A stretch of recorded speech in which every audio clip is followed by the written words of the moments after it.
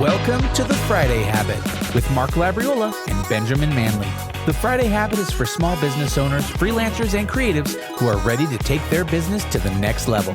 Join us as we discover how to apply the strategies we learned to grow our businesses, make more money, and live every day like it's Friday.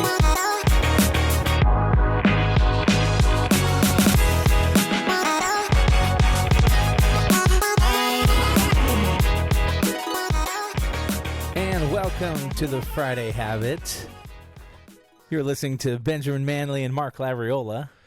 And we have an awesome guest. Oh, I'm so good. So good today. We have a great guest today for us and everyone who's listening. We're going to talk about a lot of different things, and scaling culture is one of them. But today we have Joseph on the podcast. Joseph Fung is an amazing entrepreneur and businessman. He's the CEO of Yovaro, the career success platform, an award-winning 5-time technology founder and CEO with multiple successful exits. Successful exits, that's the key there, right? And Joseph is also an expert on HR technology and is a compelling presenter who speaks frequently on the topics of career success, future of work, high-performing culture, and corporate social responsibility. As a purpose-driven leader who is recognized for challenging the status quo, Joseph is driven to help the world's professionals lead more fulfilling careers. Joseph, welcome to the Friday Habit. Marc, Ben, thanks for having me. This is going to be so much fun. I know, we're excited. Totally. Well, it's interesting. I'm always interested to hear the story of entrepreneurs and how they first started and kind of their journey, because I think there's a lot of encouragement and hope that comes from those stories, because a lot of times, we create these narratives in our head of, oh, well, they had something given to them, or they were born with a silver spoon in their mouth, and it was just easy for them to have success or, achieve great things. But a lot of times when we start hearing these stories, we start to realize that, man, it just took a lot of hard work and dedication and vision, for achievement. And so I would love to kind of hear your origin story a little bit, if we can kind of kick off the conversation of, how you got into, growing 100 employee companies and exiting, like when you were a little kid, were you just always had the lemonade stand and you're selling, gum sticks to kids in school? How did you get started in your successfully journey? Exited his lemonade stand at the age of 9. Exactly. It's so funny. This stuff does start early. It wasn't the lemonade stand for me, but we did have the teacher who would give homework exemption cards. If you did extra well, you'd earn a homework exemption card. And I was that nerd who earned so many, and I could sell them. Or let's go. Nice. Taking off at recess to hit the convenience store at Main Street. And if you sneak out and you buy, a 20-cent, 50-cent chocolate bar, you can flip it for $1 back at the school. It's like the arbitrage has always been true. Yeah, totally. That's so awesome. So where did you grow up? Did you grow up in? Yeah, we're in Canada, so the Toronto area. The nice round O's. There. Yeah, I heard that. I was like, is it Canadian there? Yeah. Okay. Yeah, so you grew up in Toronto Canada. Area. Were your parents, pretty encouraging of you at a young age to kind of pursue things, or did they want you to? Did you? Let's just start. Yes. Okay. Yeah. So you started flipping candy bars, and then after that, you went to college. I'd say my parents were definitely enablers. Throughout that process, I got the fast food job, and they're like, do you want to do the fast food job and be lame, or do you want to do something tougher and make more money? And so they always encouraged me. But side hustles and stuff, when you're a kid, are one thing. The first real business with employees and things we ran was actually during college. I did a computer engineering degree, and at the school I was at, they do something called co-op. So you do 4 months of school, 4 months of work, 4 months of school, 4 months of work. That's cool. That's great. And I think a lot of entrepreneurs, there's a lot of Ubers in my founding story. One of my jobs was at a Raytheon factory. Oh, okay. I know, cool company, building some wicked satellites. Satellite dishes. They had got a new global president. He comes to visit the factory, and I'm excited. I'm like, maybe I'll meet this guy in the hallway. I'll get some pearls of wisdom who drops from this amazing, illustrious president. But everyone else was freaked. They're like, why is he coming? Is he going to close the factory? Are we all going to get laid off? This is terrifying. And it struck me that was a terrible way to run a company. where the new president comes and everyone's fearful for their job. So I assumed I could build a better company than Raytheon. So that's why I got started. Nice. That's amazing. Bold, ambitious. Totally. I was like, I could do better than this. Yeah. Multi-billion-dollar company. No. But it really was that idea. Like, how do I build a place that people love to work and don't just start with that fear? That's awesome. And so, so what was that like? What was your first venture? Like, what was that Raytheon competitor? Yeah, the first one was a company building web content management software. Like a WordPress competitor before WordPress existed, and we sold it through advertising agencies. And a lot of agencies at the time, they were doing like ad spends, campaigns. Their clients would say, "Hey, can you do a website for me?" And they'd say, "Sure." And they'd turn around to go find a website guy. And that was the thing; they all had a web guy. Yeah, we sold white labeled software through them to power websites. And so, B2B marketing technology, and we sold through agencies. And that was a lot of fun. We ended up building that company and splitting into two and selling our the services side of our business to another agency and the software to our biggest reseller. So fun journey there, deep in the early days of web tech. What was the size of that company, just out of curiosity? I have a web design company, so that's why I'm asking. I'm just curious. So at the time that we sold it, we were about 16 people in terms of size, and we were selling through a network of about 500 reseller agencies. Cool. That's cool. Yeah. So you built relationships and partnerships with the agencies. Some of it was services you were offering them, and some of it was more of the actual software. So then you sold that as two separate things afterwards. That's right. Yeah, that's so cool. A lot of the agencies would need to outsource some of like the web design and some of the tech. The part that was really interesting was that all of them, 100% of them did not want to support the websites that they were building and selling. So we sold the SaaS and the support license underneath there, and it was really fun. It was really great. Cool.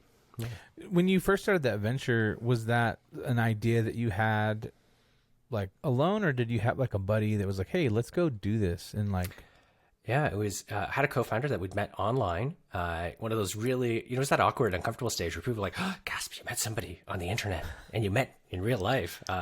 We met on a bunch of open source programming forums, and then we realized we're both in the same town. And I don't know who said it first. One of us said, "Hey, we're in the same town. We should meet." And it was that moment of like, oh crap, somebody said it. Now we have to do it. Yeah. Yeah, it was terrifying.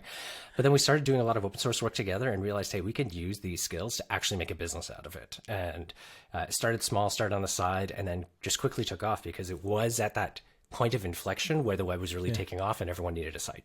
Yeah, it's like the right time, Totally. and the right idea. So, and then all kind of converges together, and then you have that success. So how long did you do that before it got to a point to where you said, wow, like maybe we should sell this thing and go do something else? Yeah, so that business we ran for about 4.5 years before we ended up selling it. And then that was a fully bootstrapped company. Immediately after that, we had a bootstrapped, a hyperlocal social network. That one was not a successful exit. We had the exit lined up, and we're on our way to close the deal. All the documents, everything were in the trunk of the car, and they called us up to say, hey, our investors pulled through. We don't have the money. We won't be there. So a couple of bootstrap companies, and then I've had the good fortune to run a couple of venture-backed companies as well. And so good kind of bookend spectrum experiences. Yeah. That's cool. Yeah. When you are in between projects, between one thing and another, it probably varies, but what do you think about, how do you consider like what you're going to do next? I'm one of those, my wife hates it. I'm always distracted. I'm always thinking about new ideas. I've pretty much always got the next idea before I kind of wrap up the previous one. So I know the feeling. Yeah. Not a lot of downtime. Usually, what's happening at that point is I'm feeling like I've solved a problem as much as I possibly can.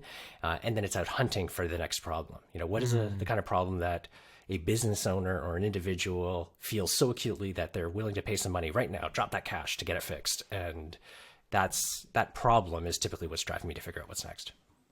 How do you approach that as far as like, do you have a certain discipline or a certain strategy as far as like, generating those ideas, or you have like a notebook that you write down things as they come to you in the shower and then like review them later and say, oh, like let me put some effort and like energy into this? Oh, I try not to write them down because the list would get too long. It's just they're always bubbling it up. I've got my wife always makes fun of me. Some people, they'll drunk text, and she laughs that I tend to drunk startup. The last time a couple of I buddies got and an I idea know. for you, honey. I was out here. I have so many domain names for that kind of stuff. It's embarrassing. At one point, we launched a subscription bacon service because we just felt it had to happen, and that's it's not a good use of time. So no, I don't write them down. We do The have a bit of domain, the domain domain name. purchasing. Yeah, that's a thing that always gets you. You know, I have so many domains. Every time I have an idea, I'm like, oh, let me buy the domain. So 100%. yeah, my best one right now, it's a fatty yoga. But PHATTY, like, and I'm like, oh, we could like cater towards, heavier set people being real flexible and, doing yoga. I'm looking for like my first yoga retreat to actually go and do something. And if there was like a fattyyoga.com, I would totally have been looking at that for a retreat. So See, you're sitting all on right, something, Marc. I got something. It's on my list of, maybes. You'd asked about like a methodology though. The two big things I look at is like what are the long-term trends? Like how do you build something that's going to take advantage of a bigger trend? Rising tide lifts all boats, all that. Let's kind of go with the current, not fighting against it. But then the second thing is you're talking to people, with those problems. My co-founders and I have got a pretty set methodology where we sit down and we try to interview as many people in that problem space and ask them 3 questions. The first is, do I understand the problem right? So I describe what I think that problem is, what I've heard, and ask them if I hear it right. They'll fix my understanding if I'm wrong. Second thing is, here's how I would solve it. Do I understand the solution correctly? And so sometimes it's a software tool, sometimes it's a service, sometimes an approach. And same thing, if I get it wrong, they'll tell me. And then the last thing is, if I could give that to you right now, here, today, how much would you pay me for it? And they'll tell you what the total value is, but more importantly, they'll also let you know how they think about the pricing. Is this $1 per person, $1 per client, $1 per month, or whatever? And those 3 things, as you start having multiple conversations, that framework just helps you hone in on the actual pain and solutions super, super quickly. And so it makes the ideation process really fast. So it sounds to me like it's important to have people around you that can kind of help you flesh out the ideas and speak into, the inspiration a little bit. Yeah, definitely people to brainstorm with. The big thing, though, is people who are willing to have that half-hour conversation to talk about the problem. And it's funny, people like entrepreneurs. They're never going to say no, especially if you bring the free cup of coffee. They'll share their problems because they hope you'll fix it. Yeah. I love it. It's such a practical approach to this. It's like people out there have my money. They have problems. How do I give them the solution and trade them that solution for the money they have? It's just like very, very simple. I mean, I'm putting a little bit of words in your mouth, the money part, but as far as the problems, like there are problems and just searching for what are the problems. It's a really pragmatic way to go about it. And I think probably hard to go wrong, especially if you're looking at the long-term trends and kind of riding those waves when you can. I think that makes a lot of sense. Yeah, I see a lot of my peers, like a lot of engineers, we do this, say, hey, I've got this idea for the product or how it's going to work. And then you build a prototype and you start trying to shop it around. And you get so hooked on the idea. And we got to get, I think if we want to be great at building companies, we need to be comfortable letting the ideas go. Right. That makes sense. Yeah, it's just kind of like the allowing your baby to, just it's going dark. Let's just keep going. I was like, Joseph specifically didn't use that term. Exactly. I've got 2 young kids now, and so I'm careful about not using that. Like all the jokes. It's like shh, Marc, they might be in the room right now. Okay. I know. So, one thing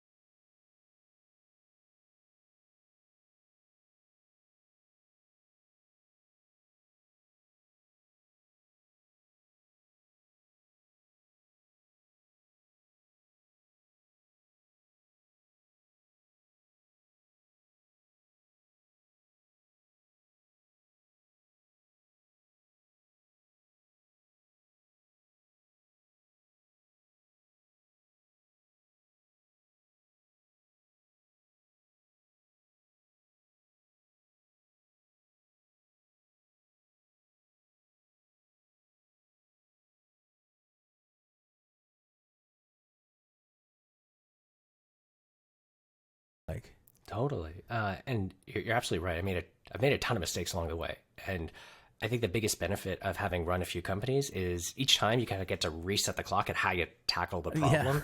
And so it's, I say I've got a bit of a playbook and a methodology, but it's definitely developed over time with the benefit of some great mentors, great coaches. You hit the nail on the head in terms of the starting point. It's like your personality, your values, what you believe in, that's unequivocally the starting point. And any entrepreneur who's saying, hey, maybe I'm going to hire someone in HR to kind of fix culture, they're off to kind of a bad start. Right. The fact that you know it comes from you is really the most important. As we try to roll it out, we think about 3 steps, like the definition. How do you actually articulate your culture and what does it take? How do you share it? So what are the artifacts, the stories that you share to actually propagate it? And then the scaling really comes down to the hiring and performance management processes. That sounds really big, but I think the end goal, the way to think about the end goal is how can you build a system so that you don't need to interview somebody and feel confident that they will match the culture of your company. And I often, whenever I talk to, especially first-time entrepreneurs, and I say that, like, hey, how do you feel confident someone's going to hire for a good culture? And you can't interview the person. It's a very terrifying thing. Yeah. But when you get there, it's extremely liberating. The spoiler, with this company, I managed to do it at hire number 10. I'd love to get into the single digits with a future company at some point. But now we're at the point where there's so many people in our company who can hire others, and I have complete confidence in the culture fit. I'm not the bottleneck. And as the entrepreneur, that's the key thing. How do I disengage from the process so I'm not the limiting factor? Man, that's such an interesting way of thinking about it. I love that challenge. It's like, it reminds me of trying to teach my kids how to cook something. It's like, all right, I'm going to teach them how to cook, but I'm not going to touch anything in the kitchen. Like, I'm not allowed to actually touch anything. I have to describe what to do. Like, that's almost like the challenge there. It's like, and how does that look? What you said, defining the culture, sharing the culture, and then scaling the culture. How does that look when you say that challenge?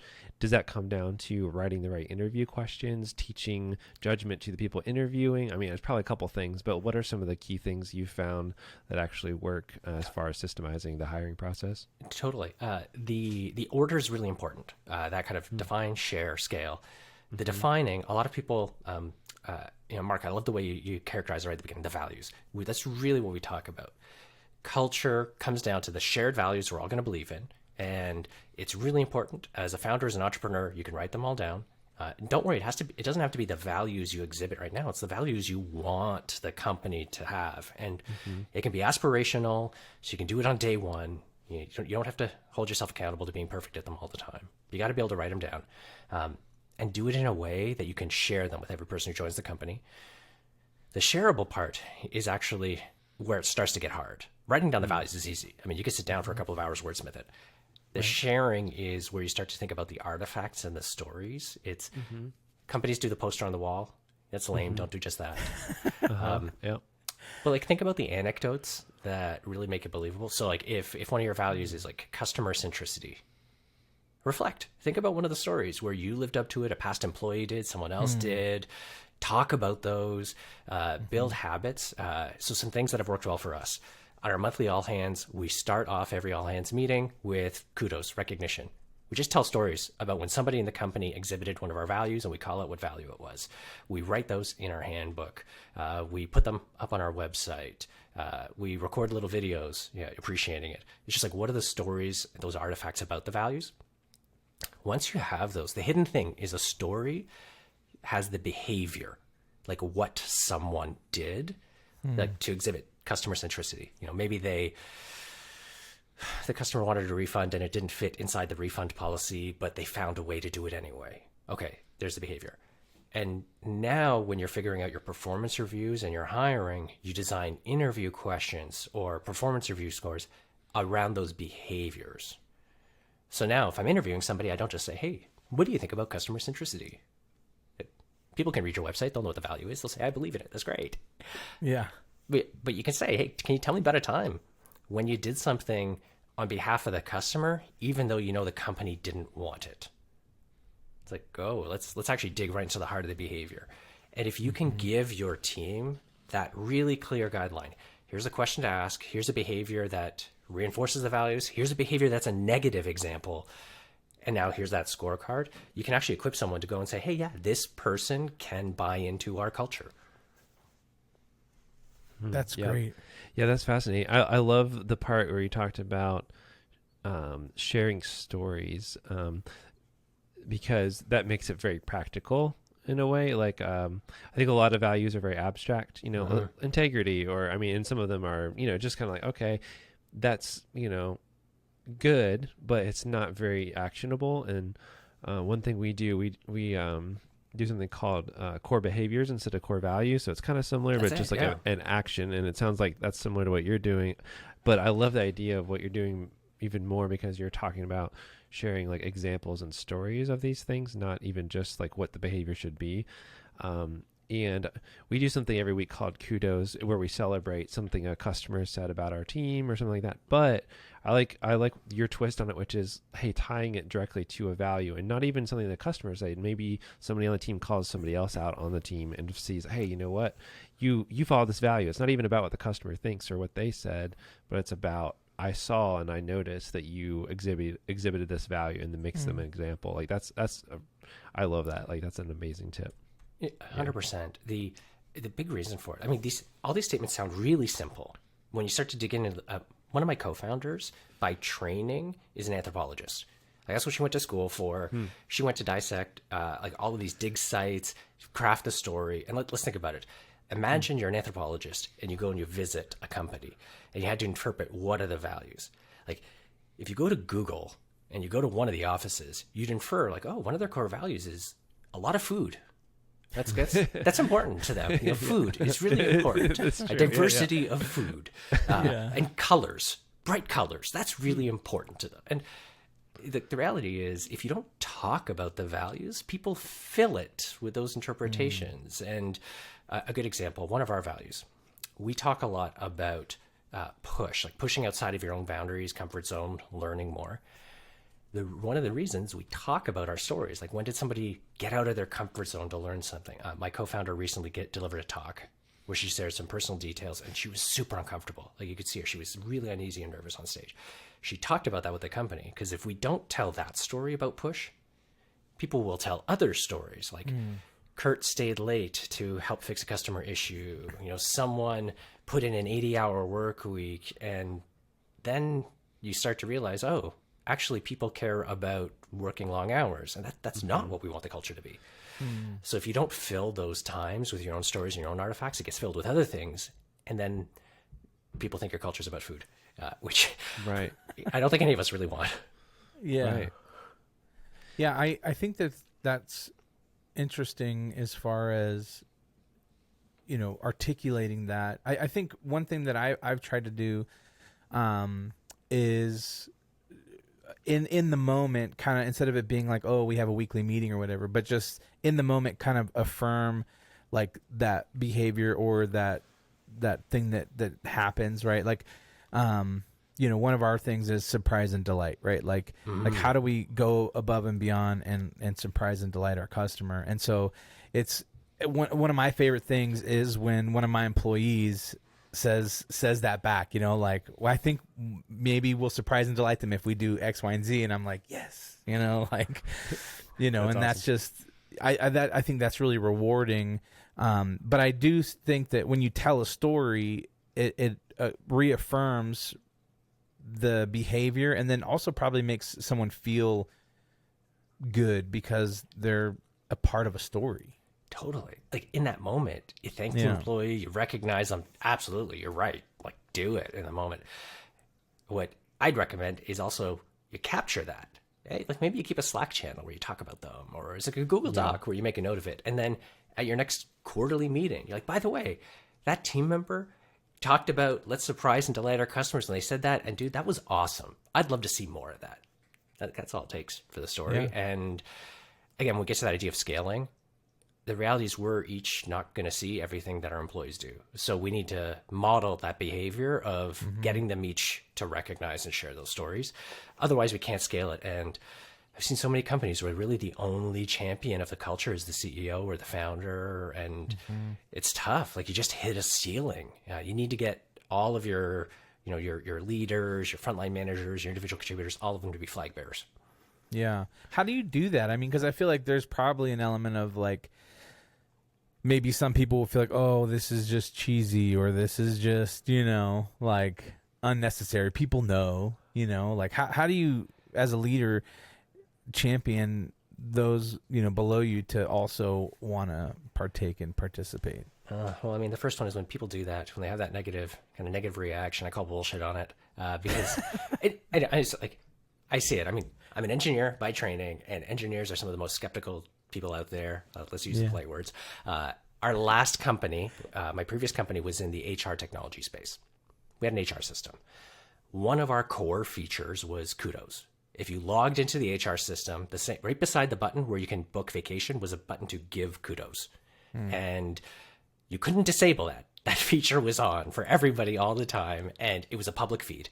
And the number of customers who came in and they're like, how do I disable this button? This isn't really going to make a difference. And we're like, sorry, if you want to use our platform, this is part of it. But invariably, they would come back. One of my favorites was a CEO, software company. He had 30 people. He said the same thing. He's like, in our kickoff meeting when we launched the software, I joked. I was like, and we're going to go give some kudos. And he came back to me a couple months later. He's like, you know what, Joseph? You're making me a better manager. Every time I log in, it reminds me, oh, I need to recognize them. And then I'm seeing things my team members are recognizing each other for I didn't even know about. And it's a very natural thing once you start to model it. So yeah, I call bullshit on people. But the big thing, honestly, the really big thing is you can just remind people. This is what I end up spending a lot of time doing, is reminding my managers, hey, that thing that happened there, that probably deserves some recognition. Share that. And people appreciate it. You can also be deliberate, saying, hey, I saw this behavior, but Marc, I think the recognition would be more meaningful if it came from you, because you're in another department and I know it impacted you. And I think if you wrote that recognition, that would land better. And then the big thing, as a CEO, you carry a lot of weight, just naturally. Like, the people care about what you say. And so when you go to an all hands and you reach out to your team, you say, hey, if anybody has a story or a piece of recognition they'd like us to call out, can you flip it over to me and I'll call it out in the meeting? Oh, man, it's so powerful, because people want their own recognition, like what they gave, to be highlighted because it was really impactful to them. And so, yeah, you don't even have to work that hard to identify the stories. People will give them to you. Wow, this is really great, and I definitely think, especially for a smaller agency, it's probably something where it's a little bit less complex, because maybe there's only 2 or 3 of you on a team, and you can kind of have those interactions a lot easier. But it's funny, because I think about some of our clients who are larger, right? They have a few hundred employees there, and then being connected in all the different departments, I am able to kind of hear people complain about other departments, and a lot of times I just feel like, why is this so hard for larger companies to, one, is give recognition to each other, and then 2, communicate? Like, how does a larger company like solve some of those problems of communication and building culture, especially with some companies, right? It's kind of like, oh, a new CEO takes over, or there's been a CEO who's been in the job for a while, and everyone's just trying to survive. Like, how do you break that pattern, and get people to really focus on this and make an effort? Ooh, that's a fun, tough one. Because I think there's actually 2 problems there that get intertwined. And at the risk of maybe pissing off some people that have really put energy into some of this, I think the challenge isn't just about the methodology of scaling culture. Like we've talked about, like the practices I've described aren't actually that hard. It's just, you have to be intentional about it. Yeah. That's one side. And I think a lot of companies do mess that up. But the flip side is also the intent behind the values. Like, I've seen a lot of companies where you read their values and there's nothing in there that's like, treat each other with respect. Like it's just not one of the stated values. Right. Or I mean, I've seen companies where they haven't had anything that was customer oriented in there. And I think a lot of companies haven't put enough effort into really saying, what is the culture we want to have? Instead, one day somebody said something like, environmental impact should be a core value. And somebody said, oh, that's right. That sounds good. Now it's on the core values. And, Write it down. Yeah, exactly. And that we talked earlier, like that first step is define it intentionally. You see it the other way. I see this like every 4 years, every 5 years, I'll see a CEO write an op-ed in a newspaper, and the op-ed goes something like this. Culture isn't something you can define. It's something that emerges. You have to bring your people together and see the patterns. And when I hear that, every time I hear that, I immediately go, oh, that was a CEO who didn't realize you need to define your culture and is now trying to fix something broken. Yeah. Right. Yeah, and I think there's a lot of companies that actually genuinely have not been intentional about the kind of culture they want to make. And if you're a small group, you have such a great opportunity to do it. Yeah, it's like, man, yeah, starting early seems like it makes such a big difference. Yeah, and and when you talk about intentionality too, it's almost like motive matters too, because I've seen some people that build cultures that are, their motivation for writing the culture is more reactive than proactive to maybe It's like problems getting it that off a already list exist. too. Yeah. Yeah, exactly. Or maybe it's even more motivated by control than it is creating a great work environment. You know, I've seen that too. Yep. Or maybe mostly financially motivated. I mean, I think finances are critical in business, obviously, but it's not the only thing that matters. So I feel like that's an interesting insight, is like the motivation behind it like matters as well. Back to like the practical side of the values, is there a certain format? I don't know, this is super tactical, but any certain format you recommend for that, or length or number of values that gets overwhelming? Like, have you seen something that tends to work well? So on the number, I've seen huge arrays. I mean, with our last company, we had 7 values. Shortly after our acquisition, we added an 8th. Actually, to kind of highlight that, after our acquisition, part of what we were asked to do was to help affect some change culturally. So one of the values that we added was bravery. We want to be brave. So I mean, that's an example. That was a lot. It was hard to juggle. Right now, our company, we run 4. And I think from a format perspective, I think there's 2 big things we really encourage people to keep in mind. Whatever the title is, the name, the label you use, keep it short. Like I've heard companies where they'll have values like skate where the puck is going. Okay, it's great philosophy, but how can we make that even more succinct? Otherwise, people can't remember it. Ideally, people need to be able to remember it. The second thing is we talked about stories and artifacts. We want to make this shareable. So let's think about values where we can create some type of visual identity with them. Like maybe it's an icon, or maybe it's an image, or it's a picture. Another company that I thought did this really well identified clips from movies that helped them represent the values that they had. That's interesting. Yeah, that's a cool idea. So one of their values was don't complain, but the full idea was that employees are allowed to complain uphill, but they're not allowed to complain downhill. And to help convey it, they took a short clip from Save It Private Ryan, and there's this short clip where one of the soldiers is complaining to Tom Hanks about how crappy he is, how shitty he is, and he's like, "Don't you ever have an issue?" And Tom Hanks' character is like, "No, you never complain downhill. You just don't." And that idea of like a visual, make it shareable, make it memorable. So I don't think the number matters quite so much, other than you want to make sure you can fit it on like your one slide, your one page, make it shareable. If you have too many things, you can't optimize for it. But do think about memorability. So short, something that allows you to accept a visual to it. For us, part of the way that we help make our values memorable is that all of our values come in pairs.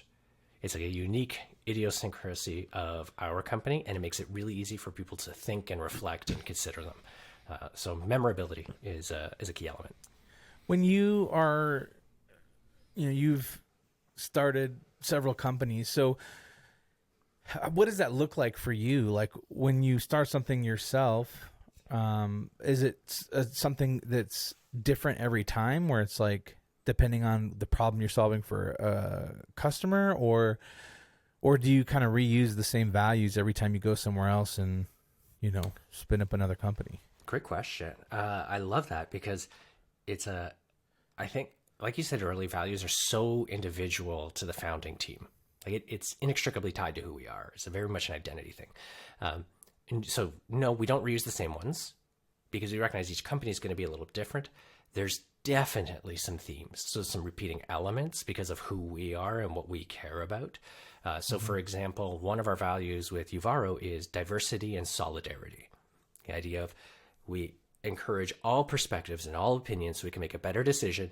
And when we make a decision, we all pull in the same direction. That idea of solidarity and diversity. With my previous company, one of our core values was diversity. We had another core value about teamwork. And there's clearly some overlap there in the philosophy.